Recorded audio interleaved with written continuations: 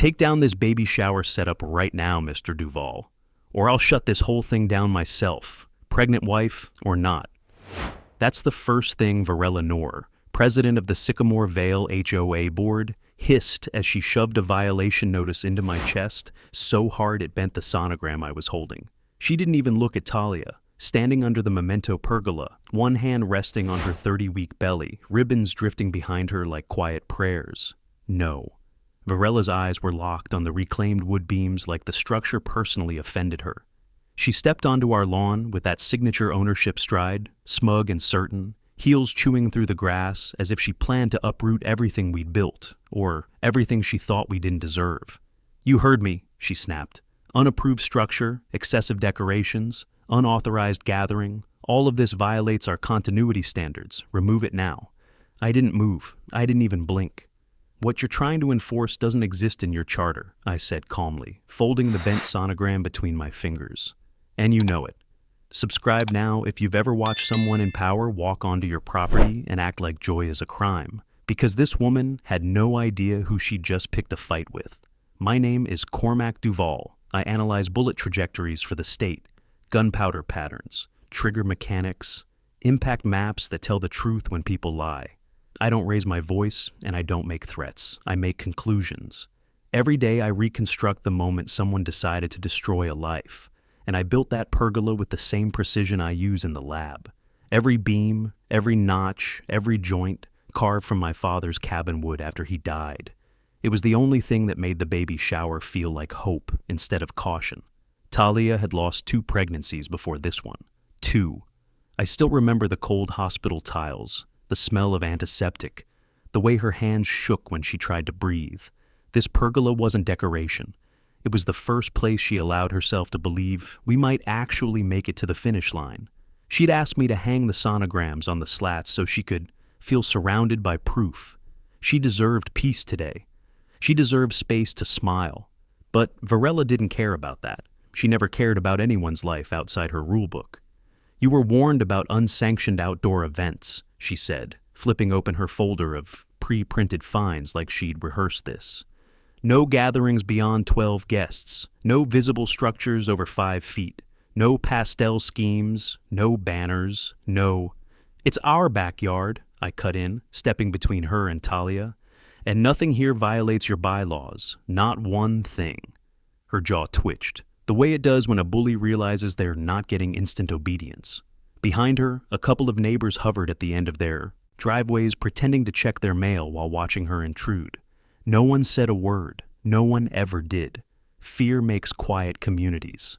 "Refusal to comply will result in a $750 fine tonight," she said, "and any structure remaining after 24 hours will be forcibly removed at your expense." She took out her phone and snapped photos of everything. My wife, the pergola, the chairs, the gentle decorations. All of it. I picked up the papers she'd dropped when she'd jammed them against me. 4 violations, 4 blank templates. She'd brought them already printed. This wasn't enforcement. It was premeditated. "What's this really about, Varela?" I asked. "Because it's not rules. You're weaponizing a power you barely understand." She turned, shoulders sharp, and stalked toward the gate. But before she left, she paused, just long enough to glance back at the pergola with a look that wasn't authority. It was resentment, maybe even hate. And for the first time, I noticed something. The bulge under her jacket wasn't just a purse line. It was the outline of a concealed holster, the kind used by people who think the world needs their enforcement. My stomach tightened. I stepped closer to Talia, shielding her instinctively. The pergola swayed in a soft breeze, ribbons brushing like fingertips, and Talia whispered, "She'll leave us alone now, right?" But I knew better. I'd seen that look before, on crime scenes where control turned into something uglier. Varela hadn't shown up to warn us. She'd shown up to escalate. And even though neither of us knew it yet, the moment she walked through that gate was the moment everything crossed a line we could never walk back from. The wind had picked up since Varela left, but none of the guests said a word, not at first. Talia was still seated beneath the pergola, her hand resting on the arm of the chair like she was bracing for aftershocks. Her sisters stood close by, tight-lipped and protective. The rest of the baby shower guests hovered uncertainly around the buffet table, No longer laughing or reaching for tea cakes. Just quiet, like we were all waiting to see if the earth would shake again. I scanned the yard, making sure she was really gone, before I knelt beside Talia. "She touched you?" I asked softly. Talia shook her head. "Just shouted, loud enough to make the baby kick." I exhaled, but the tension didn't leave my spine. That holster-shaped bulge under Varella's jacket hadn't been imagined. I'd seen outlines like that at crime scenes, and they rarely led to good endings. Inside, I helped Talia to the couch and made sure her sisters had what they needed to handle cleanup. I needed a minute. My phone buzzed on the kitchen counter. 4 messages, one from a number I didn't recognize, already auto-flagged by my phone as likely spam. The others, 3 fines, $250 for unauthorized structure, $150 for unregistered public gathering, and $350 for unaesthetic visual obstruction. They hadn't even waited for the sun to set. I clicked into the HOA platform. The notices had been time-stamped 20 minutes before Varela even stepped onto our lawn, premeditated, down to the file names. I closed the screen. I wasn't going to ruin what was left of this day. But as I walked back outside, I noticed something else. Neighbors had started to vanish, not just from the sidewalk, but from the digital thread. The neighborhood chat that usually buzzed with casserole recipes and passive-aggressive lawn complaints had gone silent. The baby shower thread had been removed, scrubbed, and in its place, a pinned message from HOA admin Vikinor. Reminders regarding unauthorized structures and gatherings will be strictly enforced this month. Please see Clause 6C for outdoor event compliance. It didn't mention our names, but it didn't have to. Everyone knew who it was about. I leaned on the porch rail and scanned the cul-de-sac. Mrs. Thorson, who'd brought lemon bars earlier, was standing in her yard talking to her husband in hushed tones. The Petroses had already gone back inside. Across the street, their blinds were now drawn. One by one, people were disappearing into the safety of silence. And I understood why. Varela had spent years building her regime, not with force, but with fines. She didn't yell unless it was strategic. She didn't need to. She had the covenants memorized, the bylaws cross-referenced, and a folder of pre-filled citations ready to go like a deck of loaded cards. And the worst part? Most people had learned to fold early. Last year, the Mackleys were fined for hanging a child's art project on the garage door. Before that, the Dialyas had their mailbox repainted without permission and were cited twice before they gave up and sold the house. Quiet families moved out. Cautious ones kept their heads down. And the few who asked questions, board meetings were postponed. Dues were mysteriously adjusted. Trash complaints multiplied. Varela didn't need votes. She ruled through exhaustion. But I'd seen this before, on a larger scale, when evidence is manipulated, when rules are bent until they become weapons. And I knew exactly how that ended if no one stood up. That night, after the guests had left and Talia was finally asleep, I sat at my desk in the upstairs room, flipping through a hard copy of the HOA's governing charter. It was filled with language meant to sound official.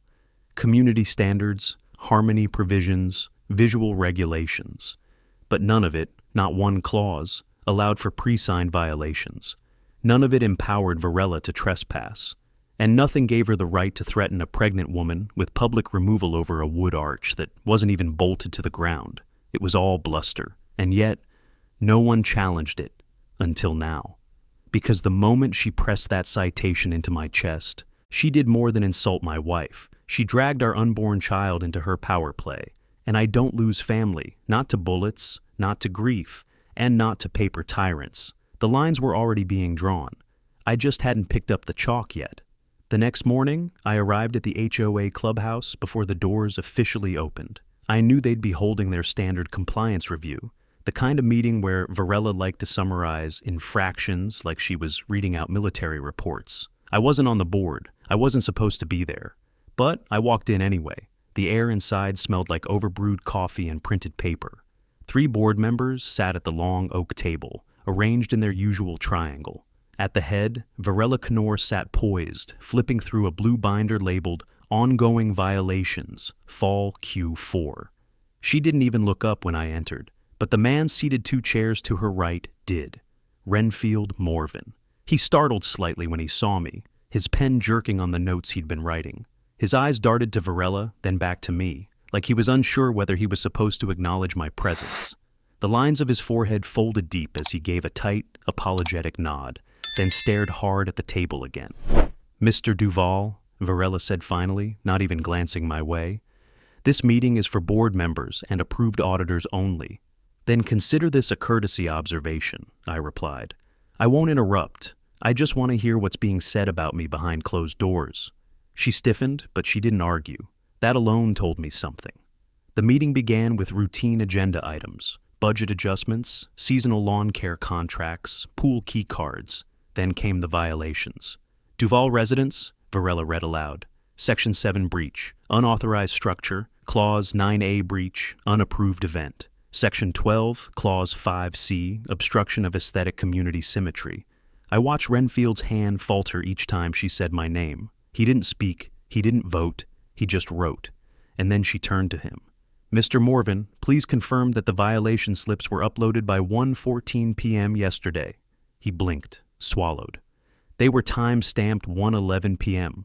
I kept my eyes on him. The violation I'd received had landed at 2:07 p.m. That meant the charges were processed and prepared before Varela even stepped onto our lawn. Premeditated. His pen tapped nervously against his notebook. "I wasn't involved in compiling the citations. That was handled by you directly, per the emergency provision under Rapid Visual Conflict Enforcement." The words came out fast, like he'd rehearsed them, but I could see it in his shoulders. He was folding under something heavier than protocol. I said nothing, just stood there and let the silence stretch. Varela clicked her pen shut and moved on without acknowledging his hesitation. After the meeting adjourned, the others filed out, and Renfield lingered. He avoided my gaze at first, organizing his papers with deliberate slowness. But when I didn't move, he finally spoke, quietly, like the walls could record him. "I didn't write those citations," he said, still not looking up. "She had them ready before the board was notified. She just needed me to upload the timestamps to make it look legitimate." "Why?" I asked. He hesitated. "Because if it looks reactive, it raises questions. But if it looks like a scheduled enforcement, people assume you deserved it." He finally met my eyes then, and for the first time, I saw the guilt. "She doesn't like deviations," he added, "or sympathy." The second she saw the pergola, she said it looked like a protest arch. A protest arch. That's what she'd called the thing we built out of grief and hope. "Why are you telling me this now?" I asked. He looked at the door. "Because if I don't, someone's going to get hurt." His voice cracked at the edge. That was when I knew. Renfield hadn't just watched her escalate, he'd seen something. Maybe not with his eyes, but with the kind of pattern recognition that makes your stomach twist. He'd been sitting in those meetings for years, watching the lines between regulation and obsession blur into something that made people afraid to hang wreaths or plant trees without permission slips. I didn't push him further, not yet. But as I stepped outside into the morning light, I knew one thing for certain. He wanted to stop her. He just didn't know how. Not yet. The next letter came 2 days later. This time, hand-delivered by a courier wearing a collared shirt stamped with the HOA's logo. It wasn't a violation, it was a formal notice of lien initiation. If we didn't pay the $750 fine and remove the pergola by Friday, the HOA would begin proceedings to attach the amount to our property. Talia read it once, sat down without speaking, and stared at the floor for a long time. "I'll take it down," she whispered. "It's not worth this." I knelt in front of her, gently moving the paper out of her hands. "We're not giving her that win. She wants to punish you for smiling in your own backyard. That's not a rule. It's personal." Talia nodded, but I could tell her energy was fading. The stress was draining her. Every second we fought back chipped away at the peace we'd built.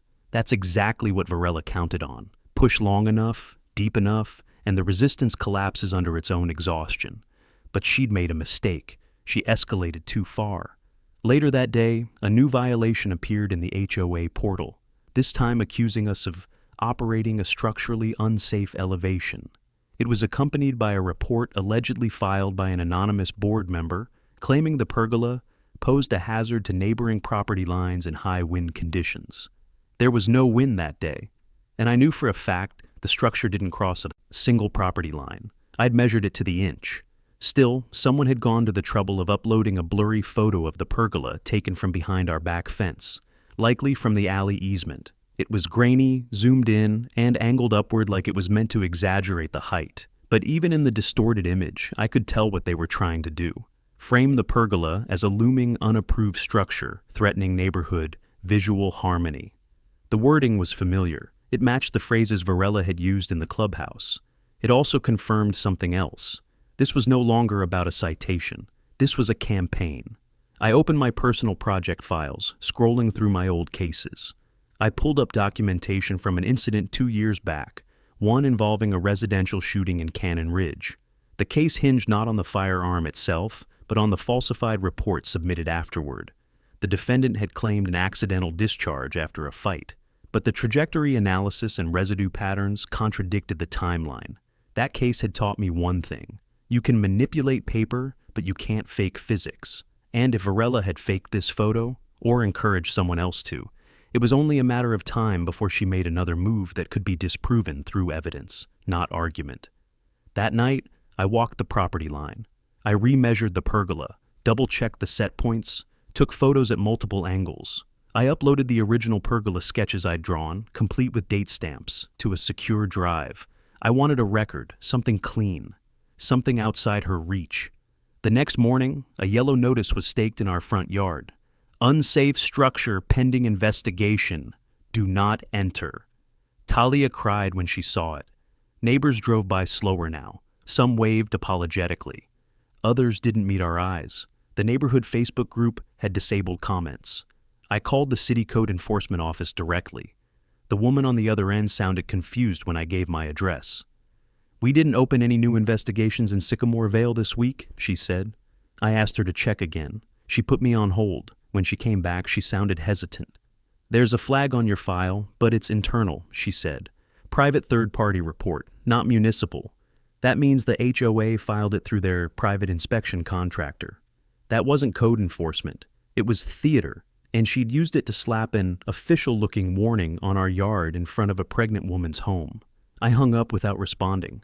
Later that evening, I spotted Varela parked 2 driveways down, pretending to talk to a neighbor. She wasn't. She was watching. The pergola stood untouched in the backyard, lit by fading sunlight. A place of celebration turned into a target.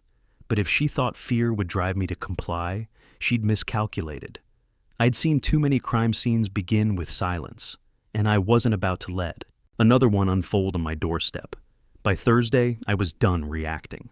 Talia hadn't left the house in 2 days. Her doctor called to warn her blood pressure was spiking. She lied and said it was stress from the pregnancy. We both knew better.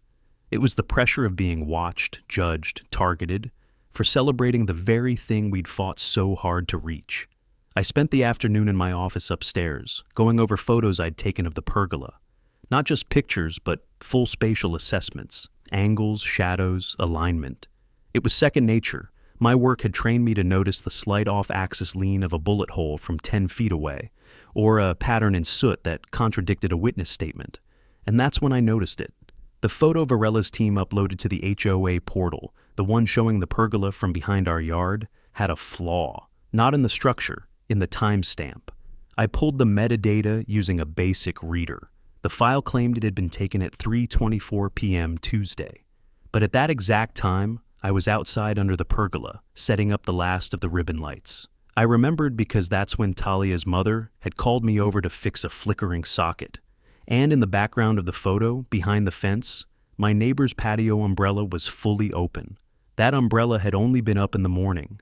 I checked my own security footage from the garage cam facing the alley. It caught just enough of the background to prove it. At 11:17 a.m., someone in a gray windbreaker and cap had ducked briefly behind the fence, raised a phone, snapped a picture, and left. The shape and stance matched the angle of the HOA evidence photo exactly. The metadata had been altered. That wasn't just HOA overreach, it was fabrication. If this had been part of a criminal case, that would have been enough to cast doubt on the entire submission chain. And if I could prove Varela had submitted manipulated evidence to justify harassment, her entire legal footing would collapse. I sent the files, original security footage, metadata logs, and a forensic comparison, To an old colleague of mine, Leanne Miro, head of digital forensics at the lab where I used to run field cases. She owed me a favor. I didn't ask her to take a side, just to look at the inconsistencies and confirm if the image had been tampered with. She called back an hour later. "You're not imagining it," she said. "The metadata doesn't match the visual indicators. The shadows are wrong for 3 p.m. The digital footprint shows file rewriting, and the original file name was scrubbed. Someone altered it manually before upload. That was all I needed. Now I had proof that this wasn't just HOA nitpicking. It was targeted manipulation, weaponized bureaucracy. I emailed the report to the city compliance office. I didn't accuse Varela directly, just asked if they were aware that HOA submitted evidence being used to justify a lien appeared to be falsified. I knew they couldn't act on it immediately, but it placed a flag in their system, a formal record, the kind of breadcrumb trail that city attorneys couldn't ignore if this ever escalated. And it would, because Varela had crossed a boundary that most board members didn't even approach. She'd used manipulated media to harass a woman in her 3rd trimester, and for the first time since this started, I could see the ending. It wouldn't come through protest signs or petitions. It would come through data, through timestamps and trajectory, through facts. I stood outside at sunset, staring at the pergola, its ribbons swaying softly again in the wind. Talia came out, wrapped in a shawl, silent. Her hand slipped into mine. "What are you thinking?" she asked. "I'm thinking she made a mistake," I said. "She tried to rewrite the record, but I already kept the real one." Talia looked toward the fence, toward the spot where the fake photo had been taken. "She's going to push again," she said. I nodded. "And next time," I said, "she won't see the line she's about to cross." Friday morning came with quiet air and gray skies, the kind that made the world feel still before something snapped. Talia sat on the edge of the bed, running her hand over the soft curve of her belly. She hadn't said much that day, just small things. "Do we have enough formula? Is the crib mattress still in the garage?" She was nesting, even under siege. I walked the perimeter again, not for protection, just habit. I kept expecting to see another yellow sign or another stranger with a clipboard lurking behind the fence line, but the street was still. The only movement came from a small white sedan parked 3 houses down. Same car as Wednesday. Same time, nearly to the minute. She was watching again. Varela didn't need to speak when she could haunt. Her silence carried more weight than her citations ever did. But she'd already said the part that mattered. The threats were in motion. At 9:03 a.m., a knock echoed through the house. Talia flinched. I opened the door to find a man in a black jacket and gray slacks, one of the private inspectors the HOA used for neutral assessments. He held a form with our address typed across the top. "Here to inspect the safety compliance of a reported structure," he said, without looking up. "You're not code enforcement," I replied. "No, sir," he said, still monotone. "Private third-party review, at the HOA's discretion. I'm declining access." He blinked, surprised. "Sir, You're not city certified. You're not approved by the county. You're operating under HOA privilege, which ends at the gate. You step onto this property, and I'll file trespass charges." His jaw twitched. "I'll have to report non-compliance." "You do that," I said. "Just make sure you get the angle right on your photo this time." He froze. I shut the door. Back. Inside, I checked the camera. He lingered at the sidewalk for 30 seconds, then walked off. But not before snapping a few photos over the fence like some desperate paparazzi. The whole performance was for the record. By noon, the HOA portal showed a new entry. Structural hazard refusal, level 3. A $250 fine. Lien processing initiated. They didn't even try to make it sound legitimate anymore. But the moment I'd been waiting for came an hour later, in a quiet email from Leanne. Subject: confirmed analysis and statement file attached was her signed expert affidavit, 3 pages, detailed breakdown. Verified manipulation of the HOA evidence photo, timeline mismatch, timestamp conflict, metadata editing trail. Clear as daylight. The image used to justify the violation had been altered, and in Leanne's final paragraph, she noted the legal precedent. In any formal proceeding, this evidence would invalidate the chain of justification for subsequent punitive actions, including liens or enforced structural removals. That was my leverage, and I knew where to take it. I sent it directly to the county's Department of Neighborhood Governance, a small, underfunded oversight office that rarely got involved unless someone handed them a case pre-assembled. I included everything: the security footage, the forged metadata, the manipulated HOA photo, Leanne's affidavit, and I made sure to phrase it not as a complaint, but as a concern for legal abuse of power by a governing body over private property. 20 minutes later, I got a reply. Acknowledged and escalated for immediate internal review. You will receive formal notice of outcome within 72 hours. The next step was preparation, because Varela wouldn't sit idle once she realized someone outside the gates was now watching. I went out back and stood under the pergola again. The white ribbons fluttered quietly, edges frayed now from days of wind. The sonogram printouts were still there, though one had curled inward and stuck to a beam. Talia joined me, arms crossed against the chill. "You think she knows?" she asked. "She will soon," I said, "and she's going to panic." I didn't mean it as a threat. I meant it as a certainty. People like Varela didn't unravel when someone yelled at them. They unraveled when someone rewrote the narrative they thought they controlled. I had the evidence. The city had the proof. And for the first time, the lies weren't protected by silence. Varela had been playing a game of pressure, but I just turned it into a matter of record. Renfield Morvan showed up at my door just after dusk. He wasn't wearing his usual pressed dress shirt. No clipboard, no folder. Just a gray windbreaker, the same one I'd seen in the alley cam footage 3 days ago. His eyes looked like he hadn't slept. "I don't have long," he said, glancing behind him. "She's ramping up." I stepped aside and let him in.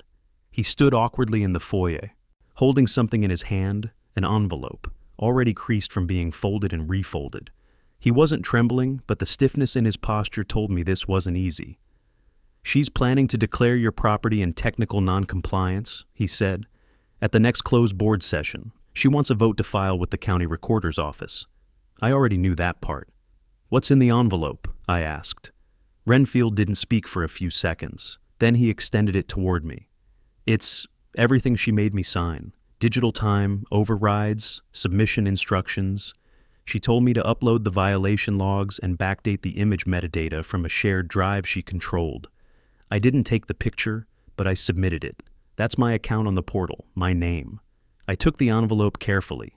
Inside were 3 printouts, email threads between him and Varela, screenshots of file directories, and one document that made my chest tighten. Internal Submission Protocol, Visual Harmony Enforcement. It was a template, a guide. She'd written out a literal step-by-step process for how to fabricate the appearance of legitimate violations, from taking neutral-angled images to applying timestamps and filing them under anonymous board concern to shield the original source. "You followed this?" I asked. He didn't answer right away. She said it was just to streamline the process, that complaints had to look formal, or the county would never take them seriously. She said no one would get hurt. I looked him over slowly. "Someone did," I said. "You just didn't see it yet." He exhaled, shakily. "That's why I'm here." Renfield sat down on the entryway bench, burying his face in his hands. "She's not stable anymore," he muttered, "not even pretending to be. She's been coming to the board office at night, alone, pulling archive files, opening old complaints. I walked in on her muttering to herself about restoring order before it spreads. She thinks your wife is trying to turn the community against her." My fists curled at my sides. "She's not," I said. "She's just trying to have a child." Renfield nodded, eyes closed. "I know." He sat still for a long time, then finally stood. "I shouldn't have done what I did," he said. "But if this helps make it right, you can use it, however you need to." He turned to leave, but I stepped in front of the door.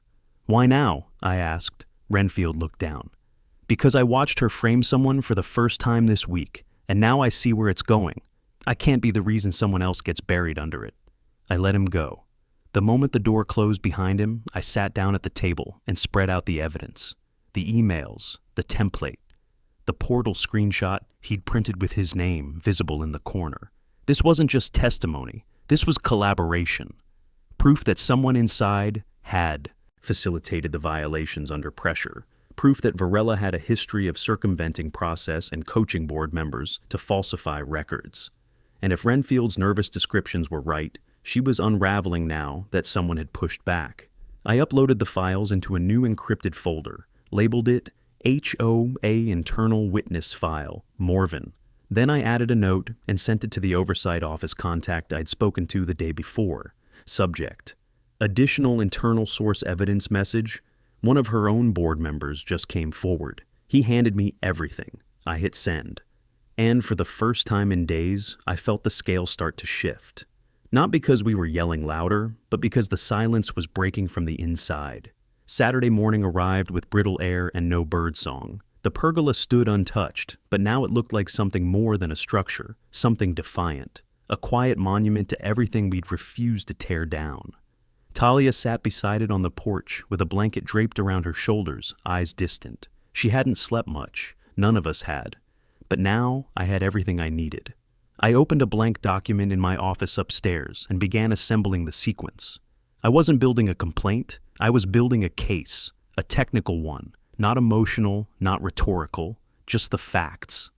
I pulled up the first piece, Leanne's forensic analysis, highlighting the manipulated metadata. Her language was clean, unemotional, airtight. She confirmed the HOA's submitted photo didn't align with shadow patterns, digital timestamps, or standard file integrity.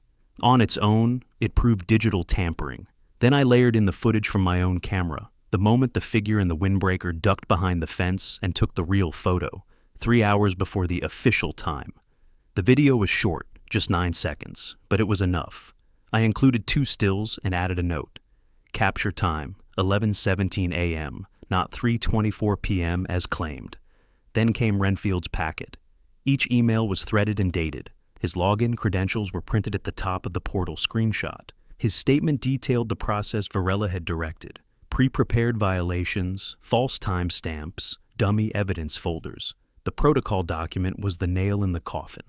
A template, written in her own language, guiding board members on how to create visual harmony enforcement that could be disguised as spontaneous complaints. It was damning. I assembled everything into one master file. Evidence chain, HOA violation. Misconduct, Sycamore Vale, 18 pages long, annotated, watermarked, signed by 2 outside professionals and time-stamped across 4 systems. I copied the file to 3 backup drives, then uploaded it to a secure legal vault my office sometimes used for pending criminal cases. I wasn't going to let this evidence disappear because someone forgot a password or had a laptop mysteriously wiped. Then I drafted the cover letter. It wasn't dramatic, just a plain report summary outlining what the HOA had submitted, what they had fabricated, and what the forensic evidence confirmed. I attached it to an email for the Department of Neighborhood Governance and copied the District Ombudsman's office. It was sent by 11:08 a.m., and just for good measure, I sent a physical copy to the County Recorder's office via overnight courier. One of the pages included a formal request to stay any lien action until the investigation was resolved. After it was sent, I just sat there for a while, looking out the window. Below, Talia had risen and was watering the flower beds with one hand, her other resting on her stomach. There was something fragile about the way she moved, but not weak. She looked like someone trying to claim stillness in a place that wouldn't give it to her. I went down and joined her. She didn't say anything when I touched her back. She just leaned against me. "You filed it?" she asked quietly. I nodded. "Everything's in. And you think they'll actually do something?" I paused. "They'll have no choice. It's no longer her word against ours. It's her word against physics, against her own board." We stood like that for a while, the wind curling around our ankles. Somewhere in the distance, a car door shut. A neighbor's sprinkler clicked on. And then I said, "If she pushes again, I'm ready." Because I was. Every variable was accounted for. Every backup in place. The data was clean. The timestamps couldn't be erased. The forensic report had cross-validation. If Varela tried to retaliate now, it wouldn't be seen as enforcement. It would be seen as escalation. She hadn't just broken trust. She'd broken chain of custody. And that's the one place where my field expertise left no room for doubt. I'd seen what happened when sloppy people tried to forge authority. Now, so would everyone else. Sunday morning started like a held breath. I sat at the kitchen counter sipping cold coffee, watching our inbox reload every 30 seconds. No word yet from the county.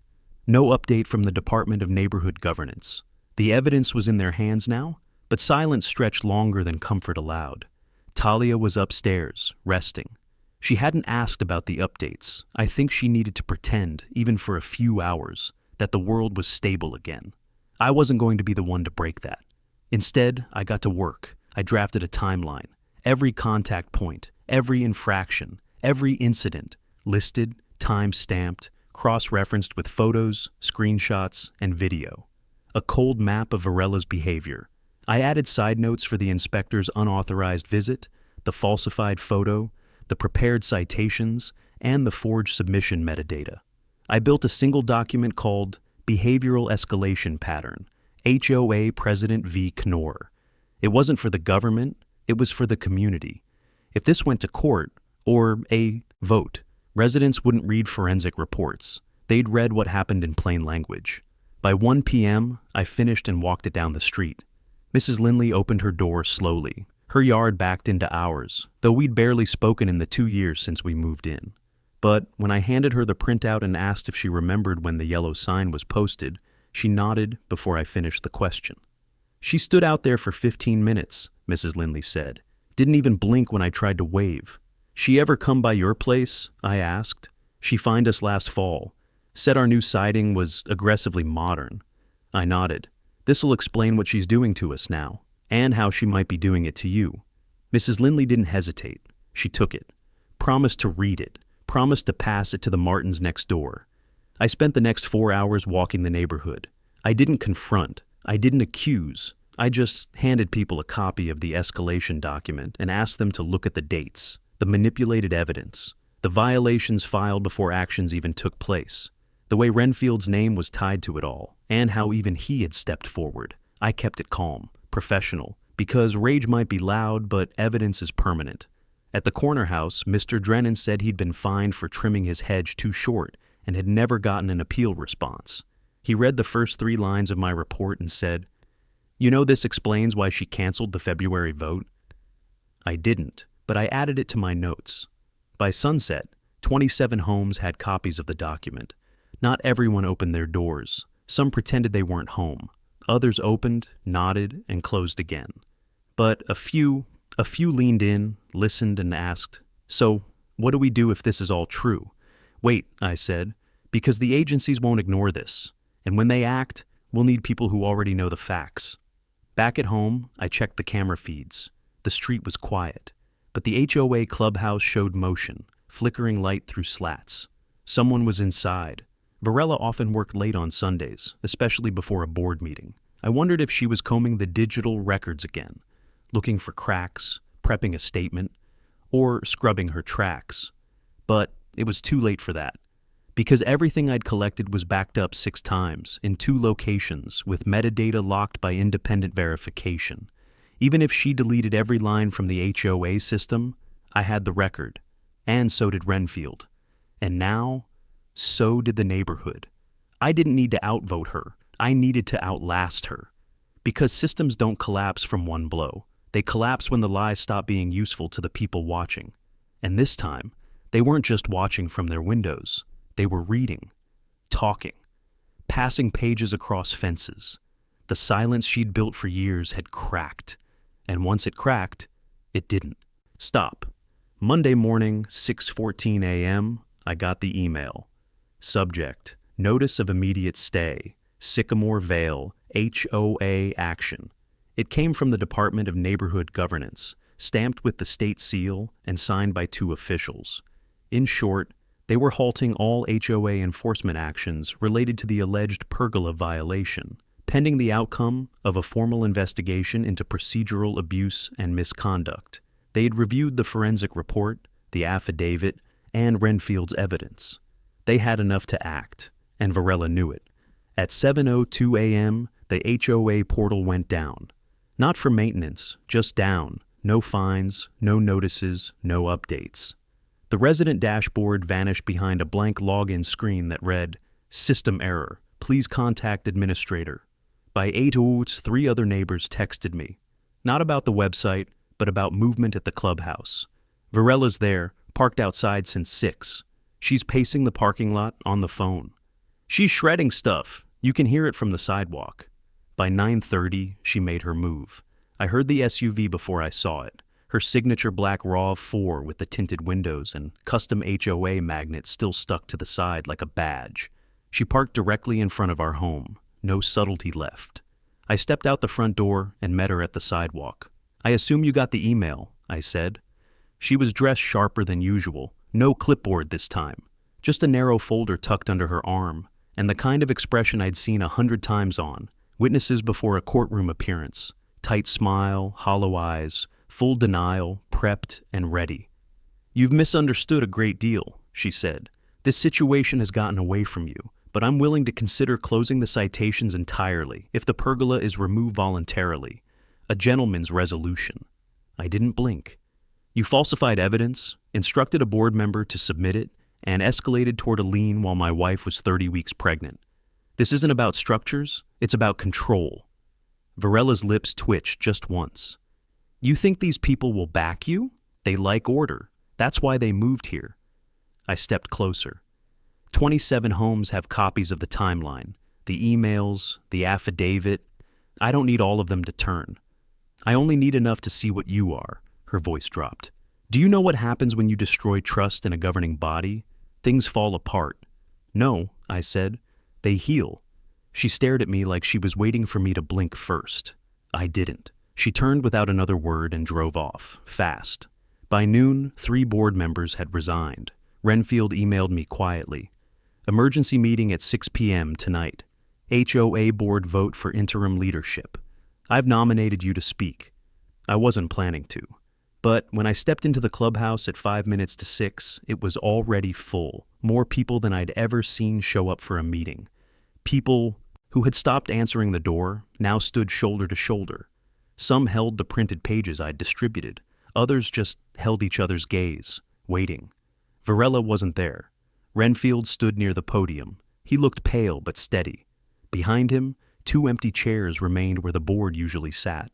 One of them had a nameplate, President V. Knorr. He nodded to me.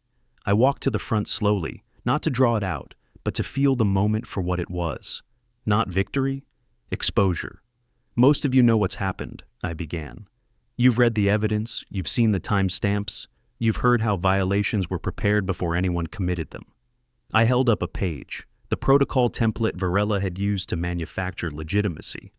"This isn't about pergolas. It's not about paint colors or mailbox heights. It's about someone who forgot what authority is supposed to protect, and what it isn't allowed to touch." I looked at the crowd, some angry, some relieved, all awake now.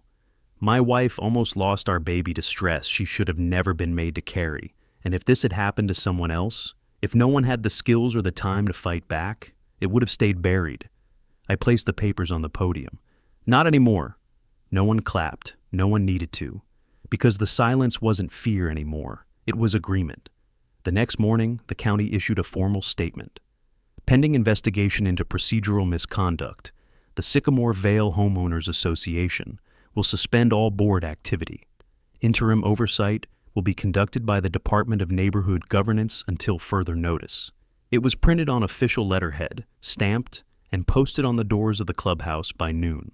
I stood there, watching people stop in their tracks as they read it. Some just stared, others took pictures. A few whispered to each other. They didn't speak my name, but they all knew where it started. Varela was nowhere to be seen. Her car hadn't been in the driveway since dawn, but the weight of her presence hadn't left. Not entirely. It lingered in the posture of the neighbors who still glanced toward the windows, unsure if it was really over. Power like hers didn't just vanish. It cracked, piece by piece, until it collapsed under its own contradictions. At 3:15 p.m., I got a call from the investigator handling the oversight transition. Her name was Rachel Seidel, calm voice, clean tone, no small talk. "We've reviewed the full submission," she said. "There will be no lien on your property. All violations are nullified, effective immediately, and the pergola is not in breach of any standing ordinance, municipal or HOA. She paused, then added, "Your affidavit and supporting materials will be retained as part of our formal audit record." It was said like protocol, but it felt like a verdict. When I hung up, I sat at the kitchen table where everything had started, where I'd opened the first citation, bent the sonogram in my hand, watched Talia's face fall as the joy drained out of her baby shower. Now, the ribbon she'd tied to the curtain rod weeks ago fluttered again, catching the breeze from the open window. This time, it didn't feel like a reminder of what we'd nearly lost. It felt like we'd held the line. At sunset, we stepped into the backyard again. Talia moved slowly but steady. Her hands rested on her stomach. She looked up at the pergola, still standing, still draped in white. "It's still beautiful," she whispered. "I told you it would be," I said. We weren't alone for long. First came the Lindleys, carrying a small bouquet of daisies. Then the Petrosas, holding a pie. The Drennans brought folding chairs.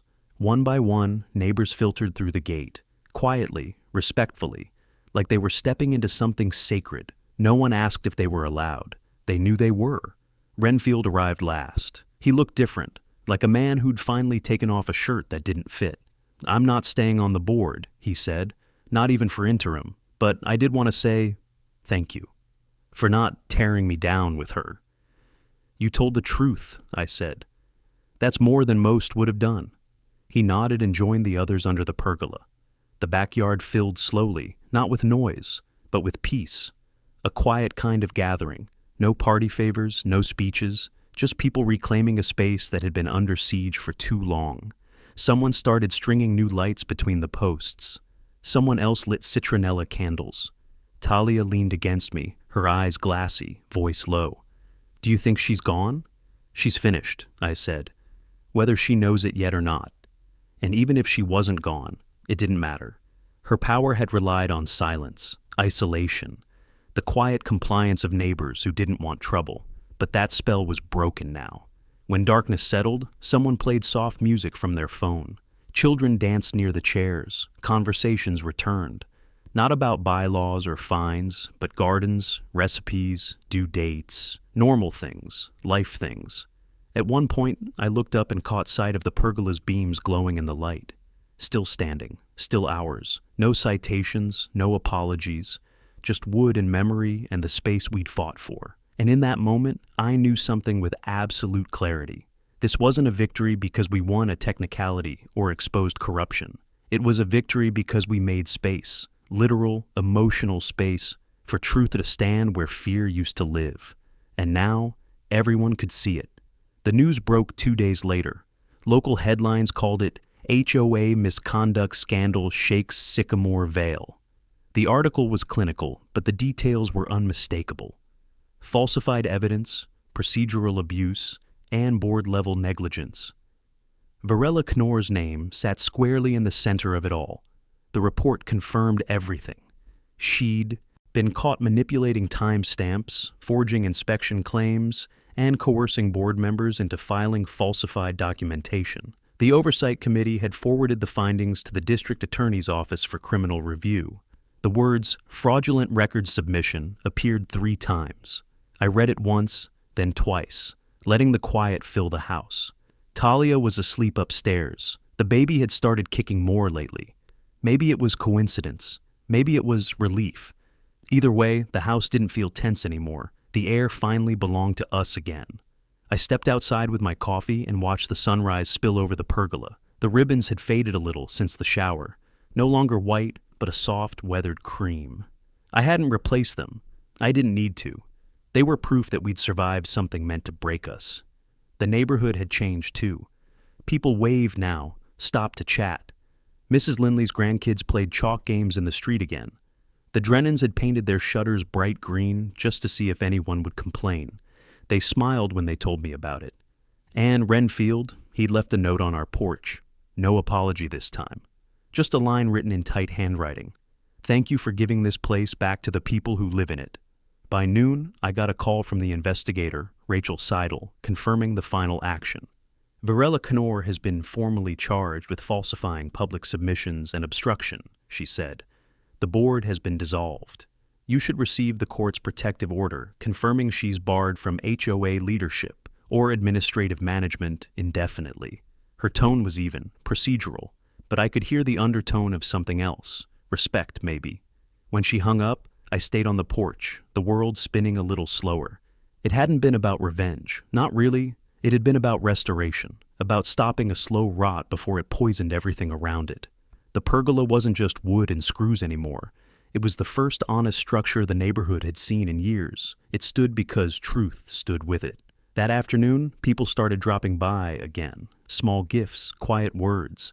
Someone brought a handmade sign that read, "Welcome, Baby Duval." Someone else offered to repaint the HOA office into a community garden shed. No one waited for permission. They just acted. Talia joined us outside around dusk, her steps careful, her expression calm. She looked stronger, her hand resting on the curve of her stomach, as she took in the sight of everyone gathered in the yard. "Feels different now," she said. "It is," I told her. She looked up at the pergola, tracing its outline against the dimming sky. "You think she'll ever understand what she did?" "No," I said. "But that's not for her anymore."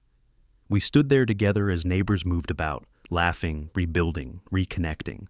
The air no longer carried the sharpness of fear. It carried the weight of something earned. When the first stars appeared, someone plugged in a string of lights along the pergola's beams. Warm, golden light bathed the space where Varela once stood, shouting about continuity and order. Now, it looked like what it was always meant to be, a place of safety, of life. For the first time in months, I let myself breathe fully. We hadn't just won, we'd outlasted her. And maybe that's what justice really is sometimes. Not the sound of a gavel or the flash of headlines, but the quiet continuation of what was almost taken from you. I reached up, adjusted one of the loose ribbons, and smiled when I noticed a new one. Bright blue, tied by one of the neighborhood kids when I wasn't looking. It fluttered in the soft wind, catching the faint light of the porch lamp. The sound of laughter carried through the night. And for the first time, Sycamore Vale didn't sound like a neighborhood afraid of its own rules. It sounded like home. Subscribe and don't miss our next story. Trust me, you'll feel it. And tell me in the comments, what injustice should we tackle next?